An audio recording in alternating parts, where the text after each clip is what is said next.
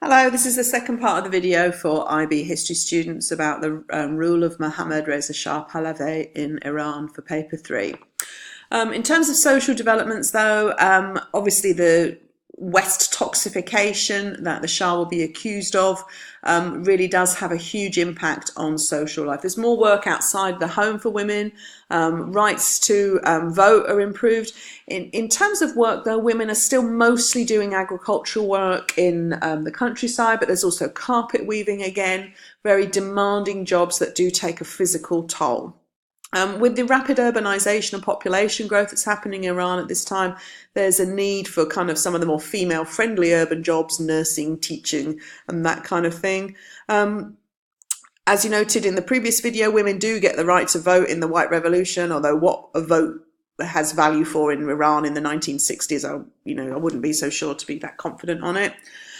By 1967, 1975, there's improvements in women's rights to divorce and literacy rates are improving, although it doesn't look that good, 40%. It's not far off what men had by that time. And about a third of college students are women, so many young Iranian women are getting educated at this time.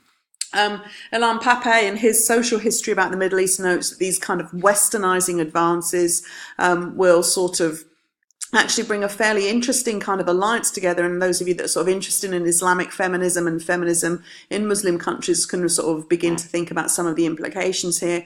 But these kind of new magazines and journals that are being published with sort of women in their underwear on those kinds of things and adverts, actually sort of religious groups and feminists began to sort of kind of come together kind of with their concerns about female sexuality being expressed in magazines. So perhaps an interesting combination there of interest groups.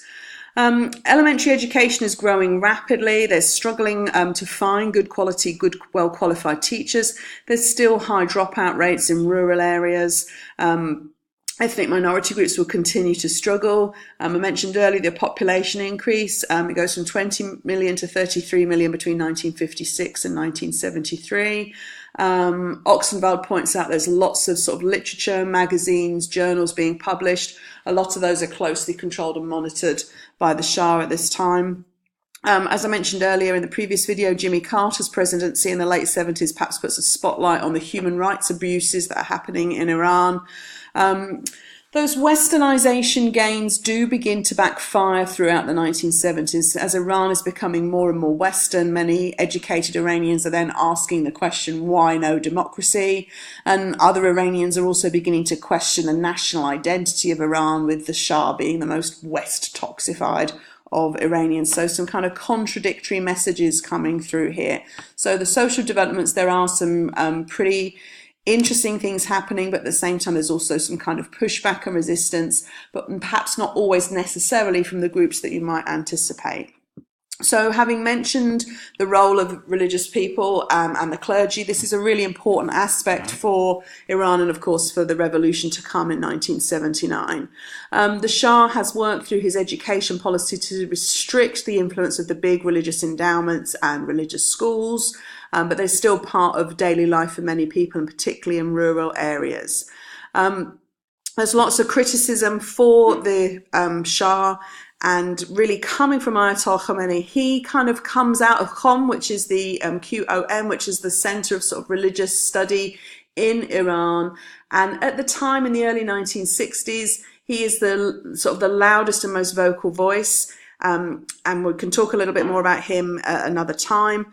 He actually will oppose some of the elements of the White Revolution, and in June 1963, in a speech, he describes the Shah as a wretched, miserable man. He's exiled firstly to Turkey not for long, and will spend most of his years in exile in Iraq, which might seem like an odd choice, but obviously the Iraqi authorities were also worried about him stirring up trouble and kept a pretty close eye on him.